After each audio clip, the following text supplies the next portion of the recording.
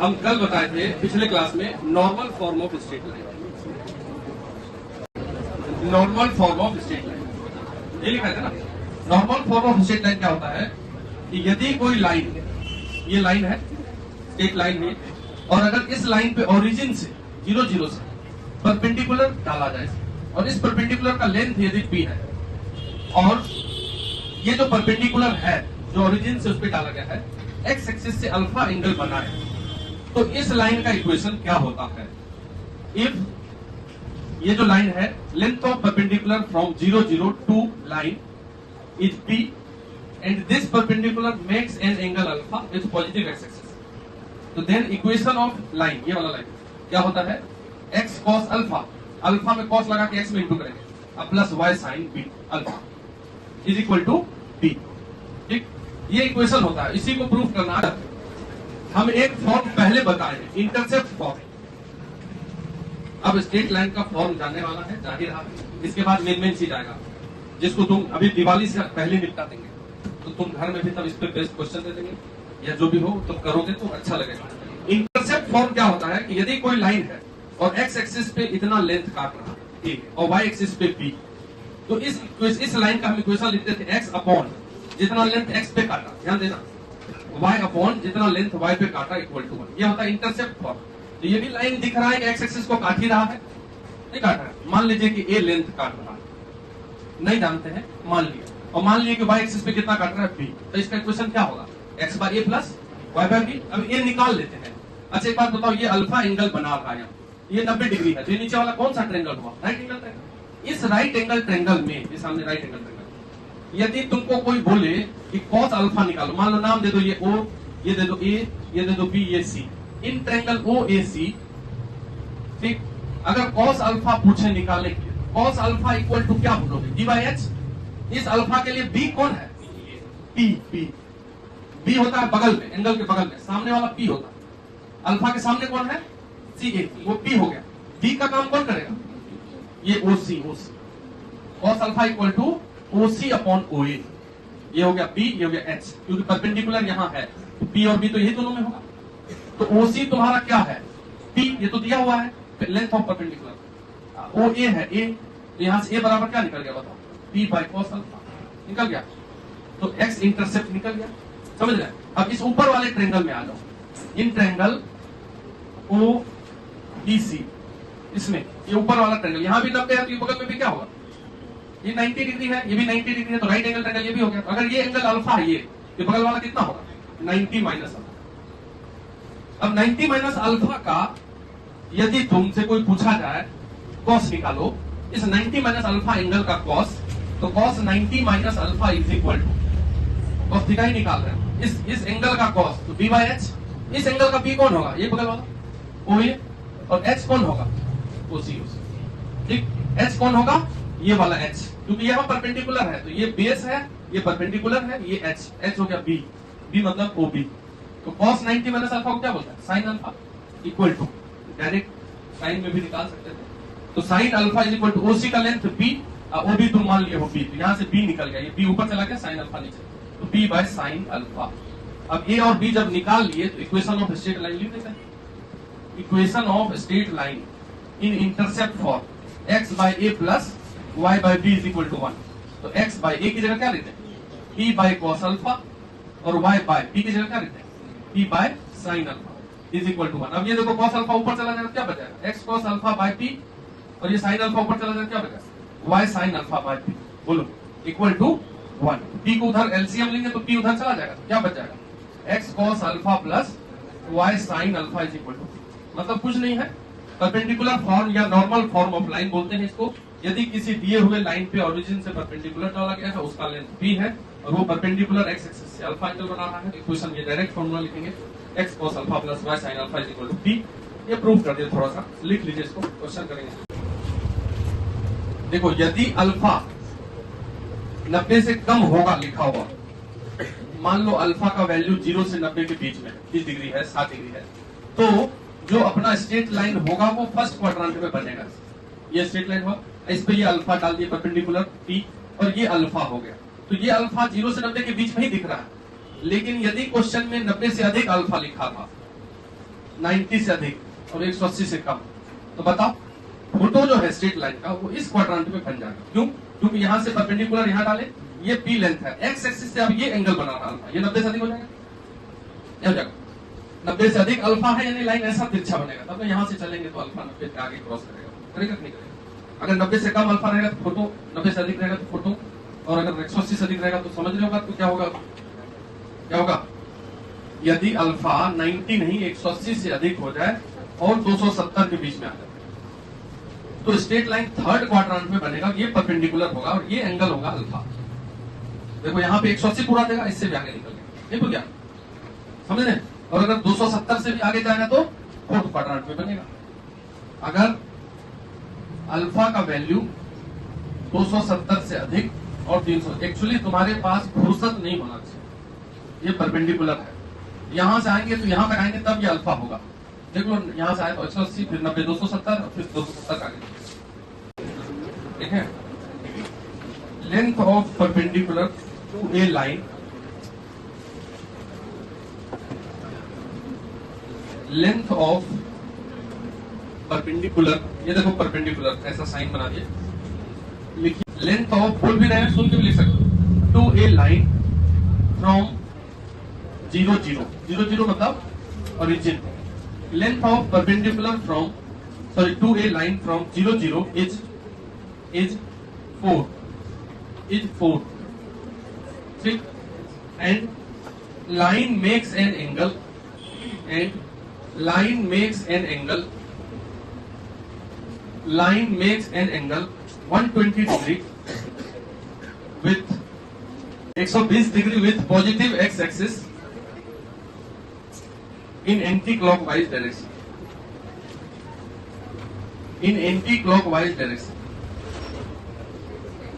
Find equation of line. Photo बना लीजिए। कौन बना रहा? वो स्ट्रेट लाइन जिसको लिखना है, ये लाइन यदि लिखना है तो ये पॉजिटिव एक्स एक्सिस हुआ, इससे बोल रहा है 120 डिग्री ये लाइन बना रहा। क्वेश्चन क्या बोला है? And line makes an angle 120, बोला है क्या कि परपेंडिकुलर मेक्स एन एंगल 120? तो कोई सेकंड क्वाड्रेंट में भी बना के बैठ गए, समझ गया? परपेंडिकुलर यदि 120 डिग्री बनाएगा बोलता तब ना हम इधर लाइन बनाते, कहां बोला है? क्वेश्चन बोला है कि line makes an angle 120 with positive x axis, तो बना दिया। यहाँ ओरिजिन है, इससे ये लेंथ डाला, इसका लेंथ 4 है, p बराबर 4, तो हमको ये अल्फा निकालना पड़ेगा। जब ये 120 है तो बगल वाला कितना होगा? 60, 120 और 60 180, और 60 है ये 90 है तो ये 30 होगा, तब तक तीनों मिला के 180 होगा, तो अल्फा निकल गया 30। सीधा क्वेश्चन में फॉर्मूला लिखेंगे x cos alpha plus y sin alpha equal to t, तो x cos 30 अल्फा की जगह y sin 30, t दिया है 4, बस cos 30 का वैल्यू ही नहीं जानते, 11th में आ गए। क्या होता है cos 30 का वैल्यू? √3/2, sin 30 का हाफ इक्वल टू 4, 2 एलसीएम हो जाएगा, ये हो गया √3x प्लस y, और ये जो 2 एलसीएम होगा वो उधर जाएगा तो इक्वल टू 8, ये आंसर होगा। कुछ नहीं करना था। हमारे सेकंड क्वाड्रेंट में फोटो 120 डिग्री देखे, पढ़े नहीं क्या बोल रहा। Equation of a line, equation of line parallel to a given line, क्या लिखा हुआ है? इक्वेशन ऑफ लाइन, लिखो ना, हेडिंग तो लिखो, equation of line parallel to a given line. क्या हेडिंग हुआ? तो मतलब एक दिए हुए लाइन के पैरेलल में एक लाइन लिखना है। तो सबसे पहली बात जो तुमको बता दिए हैं कि यदि दो लाइन पैरेलल होता है, if two lines are parallel then slope of line 1 is equal to slope of line 2, बताएंगे? अगर दो लाइन पैरेलल होता है तो जो उसका स्लोप है वही इसका स्लोप भी होगा। स्लोप मतलब जानते ही हैं, अगर कोई लाइन है, ऐसा लाइन है, एक्स एक्सिस से अगर थीटा एंगल बना रहा है तो tan थीटा को बोलते हैं स्लोप, ठीक? तो अगर कोई लाइन पैरेलल है, मान लो ये लाइन है और ये एक्स एक्सिस है मेरा हाथ, एक्स एक्सिस से यदि 30 डिग्री बना रहा है, इसके पैरेलल में अगर कोई लाइन है तो वो भी तो उतनी स्पेस बनाएगा 30 डिग्री। तो पैरेलल लाइंस का स्लोप क्या होता है? सेम, पहला बात। दूसरा बात यह है कि यदि कोई जनरल इक्वेशन ऑफ लाइन लिख दिया जाए, ये हो गया general equation of straight line, तो इसका स्लोप क्या होता है? पिछले क्लास में बताया, तब नहीं होगा। इसका स्लोप क्या होता है? x का जो कॉफिशिएंट है उसको डिवाइड कर दो y का कॉफिशिएंट से, माइनस लगा दो। ये फॉर्मूला बताएंगे, बताएंगे। माइनस a बाई बी क्या होता है? स्लोप। अरे बताए हैं, लेक्चर में भेजे हैं, देख लेना, सब लेक्चर किया हुआ है, भेज दिया ऐसे का सारा क्लास का लेक्चर, उसको शुरू से देख लो सारा। यदि कोई लाइन है 2x plus 3y plus 4 equal to 0, इसका स्लोप क्या होगा? माइनस 2/3। ये 2/3 कर दो, माइनस लगा दो, क्या? चलो ये बात हमको क्लियर होना चाहिए था। तुम लोग एकदम नहीं पढ़े, घर में जाकर के 15 मिनट कॉपी को ऐसे ऐसे पलट देते, 2 पेज में तो रहता है, तो तुमको ये सब कोई दिक्कत नहीं होता। तो हमारे पास एक गिवन लाइन है, इधर देखिए ध्यान से, ax प्लस by, इसका नाम है ax plus by plus c बराबर 0। दिक्कत बोल रहा है क्वेश्चन वाला, इसी पैरेलल में लाइन लिख दीजिए। हम ऐसा लाइन लिखें जिससे स्लोप ना बदले, तब ना पैरेलल रहेगा। पैरेलल लाइन का स्लोप क्या होता है? सेम रहता है। तो इसका स्लोप क्या होता है इस लाइन का? Minus a by b. तो देखो किसी लाइन में जो स्लोप डिसाइड करता है वो कौन करता है? a और b। तो ये c का कोई रोल नहीं है स्लोप में, है क्या? स्लोप के फॉर्मूला में c लिखा है कहीं? स्लोप के फॉर्मूला, इसके स्लोप के फॉर्मूला में कौन आता है? a आता है और b आता है। तो यदि हम a और b को छेड़छाड़ नहीं करें तो स्लोप नहीं बदलेगा। बात समझ क्या बोला? किसी लाइन का स्लोप कौन देता है रितेश? a b, मतलब a बाई बी माइनस। यदि हम a b को छुए ही नहीं, कुछ करें ही नहीं, तो इसके पैरेलल में जो लाइन लिखेंगे हम, तो यहाँ जो ax प्लस by है उसको कोई छेड़खानी ना करते हुए लिख दें। 80 को बदल सकते हैं लेमडा।